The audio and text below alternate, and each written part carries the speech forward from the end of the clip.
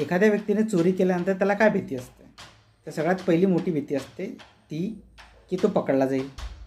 दुसरी की तो पकडला गेल्यानंतर त्याला पोलीस स्टेशनमध्ये जमा करतील, पोलीस त्याला मारतील कबुली जबाब देण्यासाठी. तिसरी त्याच्यावरती कोर्ट कचेऱ्या होतील. चौथी कोर्ट कचेऱ्या झाल्यानंतर निकाल त्याच्या विरोधात जाईल. आणि पाचवी त्याला जेल होईल. तर तो किती वर्ष जेलमध्ये सडेल हे त्याला काही माहिती नसतं. ह्या 4-5 टाईपच्या मोठ्या मोठ्या भीती प्रत्येक चोरामध्ये असतात. एक दुसऱ्या टाईपचे चोर असतात जे एकदम हॅबिच्युअल यूज टू असतात, म्हणजे त्यांना सवय असते. त्यांना कशाची सवय असते? चोरी करण्याची, पकडल्या जाण्याची, पोलीस स्टेशन, कोर्ट, केसेस आणि जेलची. त्यामुळे ते एकदम बिंदास असतात. सध्या मार्केटमध्ये एक नवीन टाईपचे चोर आले आहेत. या चोरांना माहिती की त्यांनी चोरी केली आणि जेव्हा ही चोरी पकडली गेली तर त्यांना हे माहिती पकडली गेल्यानंतर काय होणार आहे? पोलीस स्टेशनमध्ये जातील. तर पोलीस काय करणार आहे? पोलीस तर आपल्या हातात आहेत, त्यामुळे पोलिसांचा काही संबंध येत नाही.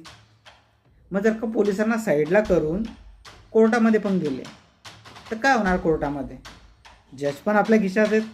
त्यामुळे जज जर का आपल्या खिशात आहे तर तो जो निकाल येणार आहे तो तर आपल्या साईडनेच येणार आहे. म्हणजे जेलचा काही संबंधच नाही. म्हणजे थोडक्यात तर हे जे नवीन टाईपचे चोर आहेत यांना माहिती आहे की पकडले गेले पोलीस आपल्या हातात आहेत, जज आपल्या खिशात आहेत, जजमेंट आपल्या साईडने आहेत, तर जेलचा काही संबंध येणार नाही. म्हणून एकदम बिंदास आहेत. आणि म्हणून हे जे नवीन टाईपचे चोर आहेत हे तुम्हाला मार्केटमध्ये, समाजामध्ये एकदम ताठ मान करून एकदम व्यवस्थित फिरताना दिसतील. तुम्ही एकदम शॉक होणार आहे लोकांना बघून की अरे अरे चोर आहेत तरी पण एवढे व्यवस्थित कसे फिरतात. तर ह्याच्या भीती होत्यात ना, पकडले जाणं, पोलीस, कोर्ट, कचेऱ्या आणि जेल हे सगळं त्यांनी मॅनेज केलेलं आहे आणि म्हणून ते एकदम बिंदास आहेत. त्याच्यामागचं कारण काय माहिती आहे?